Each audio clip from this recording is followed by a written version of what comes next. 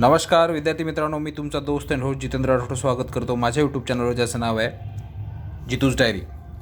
आज आपण वृत्ते पाहणार आहोत. पृथ्वीवर जी अक्षवृत्ते आणि रेखावृत्ते याचा अभ्यास करताना आजच्या लेक्चरमध्ये आपण थोड्या वेळामध्ये अक्षवृत्ते म्हणजे काय याचा अभ्यास करणार आहेत. तुम्हाला या ठिकाणी नकाशा दाखवलेला आहे. हा एक जगाचा नकाशा आहे. यामध्ये वेगवेगळ्या शहरात बसलेली ही मुलं या ठिकाणी दाखवलेली आहेत. समजा या नकाशामध्ये जसे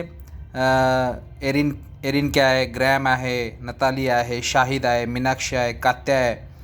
त्यानंतर टोकियोमध्ये बसलेला एक मुलाचं नाव मिचिको असं दिलेलं आहे. हे सगळं पाहत असताना या ठिकाणी एक शहर पण दाखवलं आहे आपल्या या नकाशामध्ये, आग्रा.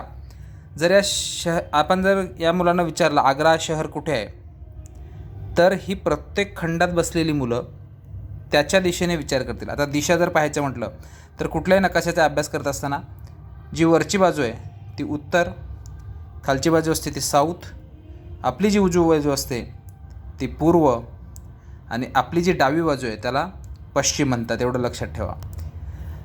तर या ठिकाणी जर आपण विचारलं प्रत्येक मुलाचं उत्तर वेगळं येईल. समजा एनरिकेला विचारलं तर त्याच्या तो कोणत्या बाजूला आहे त्यावरून ती दिशा सांगेल. ग्रॅहमला विचारलं त्याच्या कोणत्या बाजूला आहे आग्रा, त्याच्यावरून तो उत्तर देईल. याचा अर्थ कुठल्याही ठिकाणाचं नाव सांगताना आपण नकाशाच्या आधारे तो ठिकाण कुठे आहे आपल्याला सांगता येत नाही. त्यासाठी पृथ्वीवर आडव्या आणि उभ्या रेषा, पृथ्वी गोलावरती काल्पनिक अशा उभ्या आणि आडव्या रेषा सांगितलेल्या आहेत. त्यांना आपण अक्षवृत्ते आणि रेखावृत्ते म्हणतो. यातलं अक्षवृत्ते कशाला म्हणतो? ज्या काल्पनिक अशा आडव्या रेषा पृथ्वीवर काढलेल्या आहेत, ज्या अशा आडव्या रेषा पृथ्वीवर काढलेल्या आहेत त्यांना आपण म्हणतो अक्षवृत्ते. यामध्ये ग्रॅहम असेल, कात्या असेल, मिचिको असेल, नताली असेल, या सगळ्यांना दिशा किंवा उपदिशांचा वापर करून प्रश्नाची उत्तरं सांगता येणार नाही. म्हणजे आग्रा कोणत्या बाजूला आहे त्यांना निश्चितपणे सांगता येणार नाही. त्यासाठी गरज भासते ती कशाची? अक्षवृत्ते आणि रेखावृत्ताची गरज भासते. तर आपण हळूहळू पुढे अक्षवृत्ताचा अभ्यास या घटकामध्ये करणार आहोत. पृथ्वीचा आकार हा खूप मोठा आहे. या ठिकाणी आपण आताच बघितलं उत्तर कोणत्या बाजूला आहे, दक्षिण कोणत्या बाजूला आहे. तर ही पृथ्वीची जी आहे ही लांबी, पृथ्वीची दक्षिण उत्तर लांबी आहे ती किती आहे? 12,714 किलोमीटर अशी उत्तर दक्षिण लांबी आहे आणि पूर्व पश्चिम लांबी 12,756 किलोमीटर आहे. आता तुम्हाला कळलं असेल पृथ्वी ही पूर्णपणे गोलाकार असतानासुद्धा एका बाजूला 12,714 किलोमीटर आहे आणि दुसऱ्या बाजूला 12,756 किलोमीटर आहे. याचं लॉजिक किंवा हे मधला भाग जो फुगीर झाला याच्या मागचं कारण पृथ्वीचं स्वतःभोवती फिरणं, परिवलन आहे. हा जर विषय आपण घेत बसलो तर तो आपला मूळ वृत्ती राहून जाईल. त्यामुळे आपण याच्यावरती नंतर कुठल्या तरी लेक्चरमध्ये चर्चा करणार आहोत. पण अगोदर आपल्याला काय शिकायचं आहे?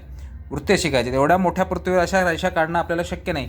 समुद्र आहे, डोंगर आहे, त्यासाठी या पृथ्वीवरती स्थान निश्चित करण्यासाठी ज्या काल्पनिक रेषा काढलेल्या आहेत त्या अक्षवृत्ते आणि रेखावृत्ताचा आपण पुढे चर्चा करूया. आताच मी तुम्हाला म्हटलं पृथ्वीवर ज्या आडव्या काल्पनिक रेषा आहेत अशा त्याला काय म्हणायचं? अक्षवृत्ते म्हणायचं. जर पृथ्वीच्या मधोमध एक रेषा काढलेली आहे, पृथ्वीच्या मधोमध अशी एक रेषा काढलेली आहे, ही मधोमध असलेली रेषा आडवी आहे, याचा अर्थ हे सुद्धा अक्षवृत्त आहे. वरतीसुद्धा काही अक्षवृत्ते काढलेले आहेत. पण जी सगळ्यात मधोमध काढलेली जी रेषा आहे ती सर्वात मोठी आहे. त्याला विषुववृत्त म्हणतात. काय म्हणतात? विषुववृत्त. सगळ्यात मोठं अक्षवृत्त कोणतं? विषुववृत्त. या विषुववृत्तामुळे पृथ्वीचे दोन भाग झाले. हा वरचा भाग आणि हा खाली असलेला भाग. या दोन्ही भागाला वेगळी नावं आहेत. वरचा पृथ्वीच्या विषुववृत्तामुळे जे दोन भाग झाले त्यातला वरचा भाग हा उत्तर आहे, त्याला उत्तर गोलार्ध म्हणतात आणि खाली जो भाग आहे तो दक्षिण गोलार्ध या विषुववृत्तामुळे झालेले आहेत. तर आपण पाहूया आता या उत्तर गोलार्धामध्ये अशा रेषा आहेत. हा विषुववृत्त एक सोडून द्या मधला.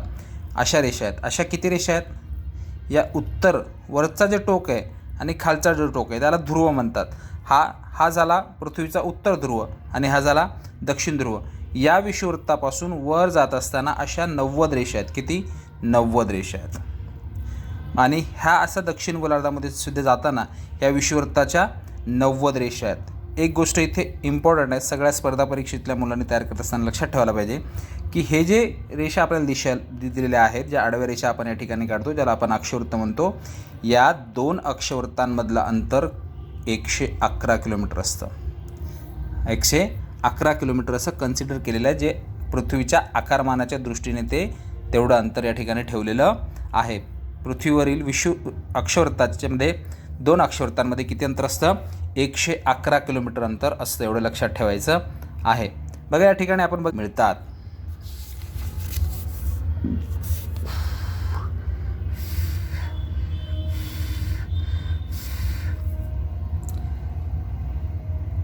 आता आपण बघितलं विषुववृत्ताच्या वरती आणि खाली उत्तर गोलार्ध आणि दक्षिण गोलार्धामध्ये 90-90 आहेत. समजा मी इथे मधोमध एक रेष काढली. हे अंदाजे आपण 25 अंशवरती धरूया. मग 25 अंश इथे पण असेल. मग याचं वाचन कसं असतं? 25 डिग्री उत्तर गोलार्ध, 25 डिग्री दक्षिण गोलार्ध असं याचं वाचन केलं पाहिजे. जसं आपण या विषुववृत्तापासून वर जाऊ 1 2 3 असं करत जेव्हा आपण अंदाजे 23.5 डिग्रीवरती जाऊ, 23.5 30 डिग्री आणि 23 डिग्री 30 मिनिटांवरती जाऊ. आता हे मिनिट कशाला म्हणतात? हे वाचन करताना असं करतात. समजा इथे लिहिलेलं आहे, समजा तुमच्या पुस्तकामध्ये असं दिलेलं असेल 23 डिग्री 25 अशी एक रेषा आणि पुढे 01 अशा 2 रेषा दिलेल्या असतील. तर याचं वाचन असं असतं 23 तास 25 मिनिटं आणि 1 सेकंद असं त्याचं वाचन आपण केलं पाहिजे. तर आपण बघतोय या विषुववृत्तापासून वरती जेव्हा उत्तर गोलार्धामध्ये जाऊ तेव्हा 23.5 डिग्रीवरती एक मोठी रेषा आपल्याला दिसते, त्याला कर्कवृत्त म्हणतात. आणि तसंच दक्षिण गोलार्धामध्ये सुद्धा अशी 23.5 डिग्रीवरती 23.30 डिग्रीवरती परत आपल्याला एक रेष दिसते, त्याला मकरवृत्त असे म्हणतात. त्याचप्रमाणे उत्तर गोलार्धामध्ये 66.5 डिग्रीवरती परत एक रेष दिसते, त्याला आर्कटिक वृत्त म्हणतात.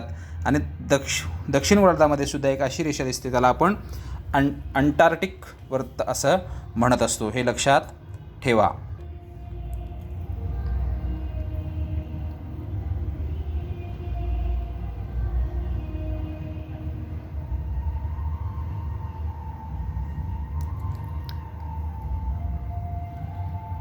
आहे.